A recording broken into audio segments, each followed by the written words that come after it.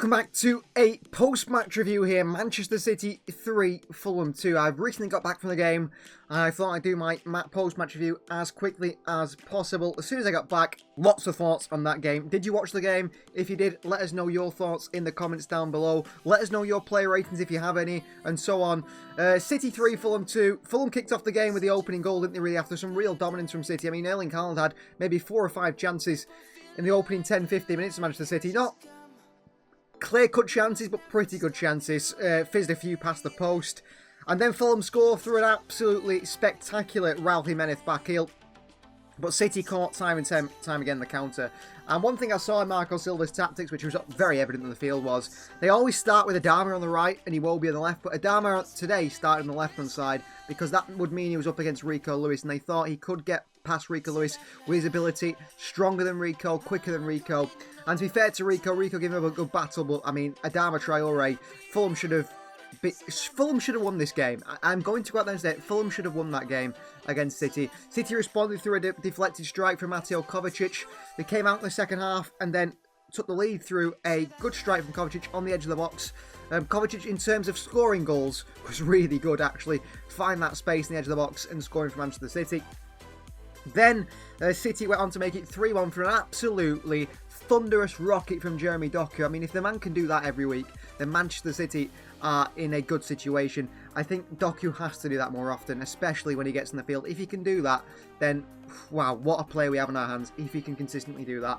And then Fulham Fulham thought they were going to equalise. They scored then through Rodrigo Muniz, who came on, real powerful centre forward, a nice touch and volley from him in front of Ederson. But I mean, Fulham were all over City at times, and the counter were tore apart. The midfield, just no athleticism in the midfield, which we've talked about before. It was struggling. An Asian City side midfield-wise. Defensively, City absolutely all over the place, and Ederson saved City time and time again, and that is reflected in my player ratings. As for the goalkeeper, man of the match goes to Ederson with a 10. I've given Ederson a 10 because he made 3 absolutely brilliant saves for City today, didn't he? 3 times he saved us from going behind. One where Adama went through at the better Rico Lewis, and he dived to the right and saved it with the outstretched left boot. Another one that Adama put over the bar, but Ederson was on top of him. I mean, if Adama Traore could finish, City go away with no points here today. That is how poor City were, really, especially defensively. And then Ederson in the second half, Kyle Walker getting absolutely blitzed by Adama. I mean, Walker had 10 yards on him, and Adama still beat him to the ball. I mean, it was really... I mean, Kyle Walker this season... this surely is Kyle Walker's last season in a blue shirt. I don't see him getting ahead of Rico Lewis.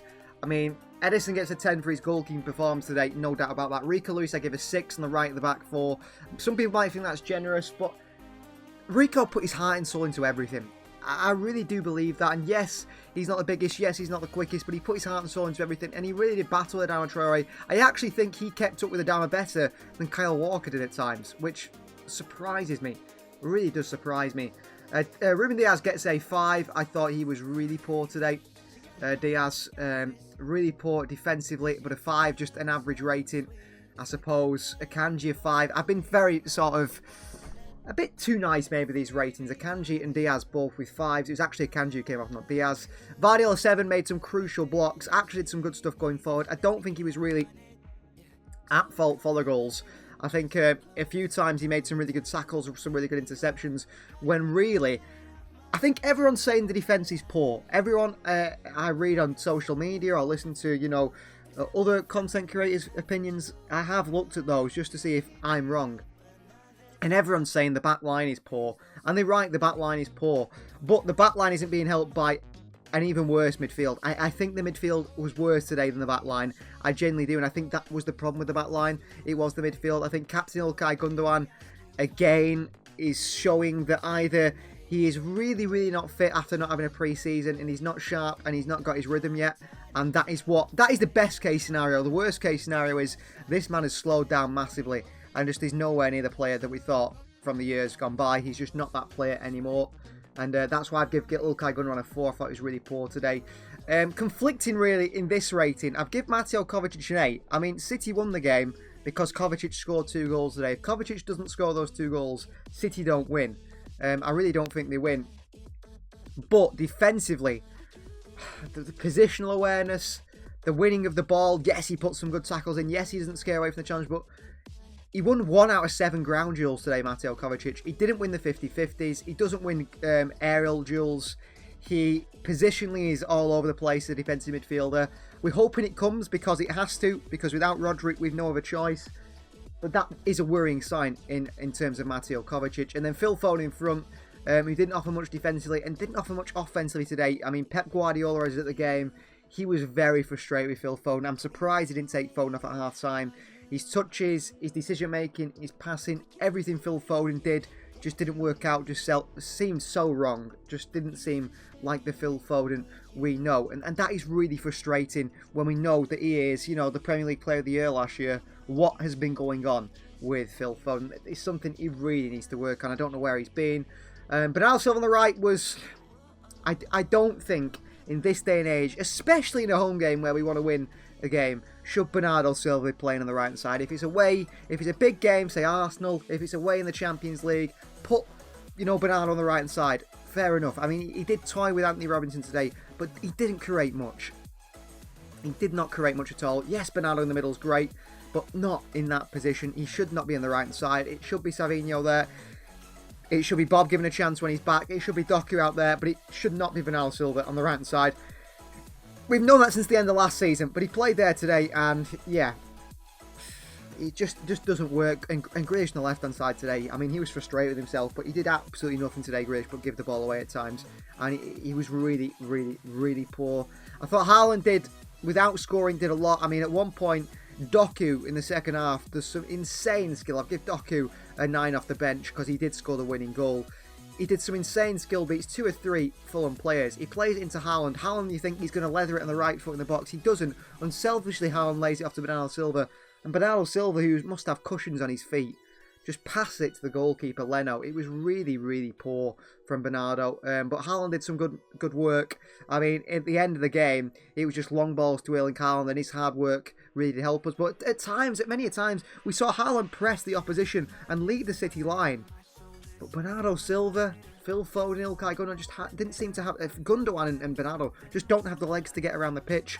We couldn't get anywhere near the Fulham side. They played through the press and they built counter-attacks. Off the bench came Stones and Nunes, who I've just give 5s. I mean, Stones with City conceded with him on the field. Nunes, I mean, what could he do? I think he made a block, won a free kick just in front of Ederson at one point. Ederson, the man of the match, who, like I said, was just by far our best player. Kyle Walker, 4. I mean, he got burnt by Adama. He came on to try and stop him. He couldn't do. It is as simple as this. If Adama Traore could finish, Manchester City lose that game today. They really do. City lose that game today. So not impressed at all, but City get into the international break. I think, you know, City tend to have this sort of game going in towards the international break around this time. And when we do, we tend to drop points. We tend to lose the game. Today we won 3-2. I genuinely think we really got away with that. I really do think we got away with that. Maybe you see things different. Let us know in the comments down below. But a 3-2 win, that being said. And on to the next one, but I do think City need to start looking at a holding midfielder because I just don't think Kovacic in that role is the man. And then I do think City needs to start looking at a striker to back up Erling Haaland purely because Haaland at 9, how is Haaland going to play 90 minutes every game for the rest of the season? The guy was gassing, but he had nothing but, he had no other option but to stay on the field and keep battling for the side. We can't be doing that week in, week out. Haaland needs a break.